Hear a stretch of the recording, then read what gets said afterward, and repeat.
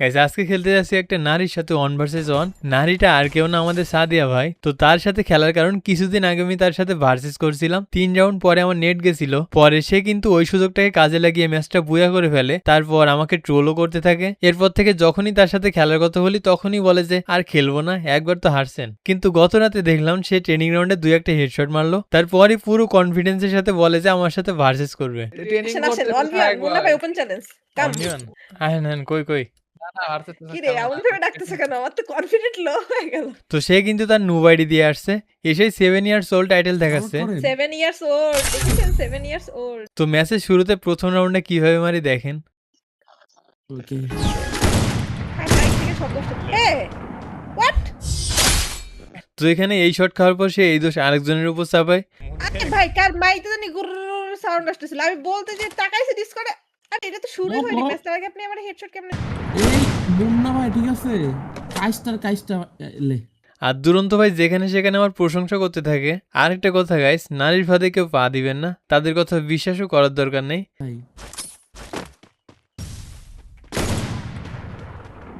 ভাই ভাই একটা মিনিট অপেক্ষা করেন, আমার ইমোটারে সমস্যা হইছে। আমার ইমোটারে সমস্যা। আশা করি বুঝছেন, সে কিন্তু অনেক চেষ্টা করতেছে আমাকে বাধা দেওয়ার, আমি তার কোনো কথাই আজকে শুনবো না। আর গাইস আমার ট্রোগন চালানো হয়তো আপনারা দেখেননি, এখানেই দেখতে পারবেন। ভাই দেখেছিলাম এদের খেলাটাও তোর কাছে আসে না ভাই, কি হচ্ছে ভাই একটা মিনিট একটা মিনিট ওয়েট করেন প্লিজ ভাই, একটা মিনিট ওয়েট করেন। টিম আপ ভাই। গতদিন যখন আমার নেট গেছিল তখন কিন্তু আমাকে কোনো সুযোগ দেয়নি, আজকে আমি কেন সুযোগ দিব? তো এরপর যখনই আমি 4 রাউন্ড জিতে যাই সে কিন্তু ব্যাক দিয়ে দেয়, এরপর বলে যে নেট গেছিল, সাহস থাকলে আরেকটা খেলেন। তো সেজন্য আমি আরেকটা স্টার্ট করি, আর প্রথম রাউন্ডে চোর স্টাইলে খেলছিলাম। এখানে আমি কিছু বলবো না, আপনারা শুধু দেখেন কি হয়।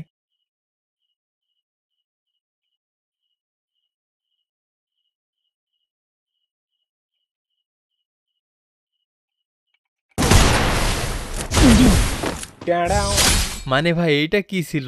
দুইটা চোর যখন একসাথে দেখা। এরপর এখানে প্রথমে কানা করা ট্রাই করি,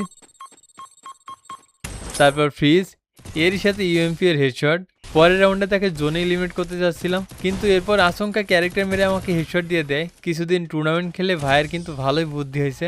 एक बार धोखा खा चुका हूँ, दोबारा नहीं खाऊंगा।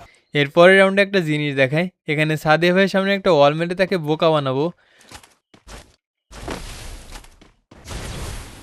প্ল্যান অনুযায়ী সে কিন্তু ওই সাইড থেকে রাশ করলো, রাশ করে কিন্তু আমাকে পায়নি। তো তারপর তাকে হেডশট দিয়ে দিই।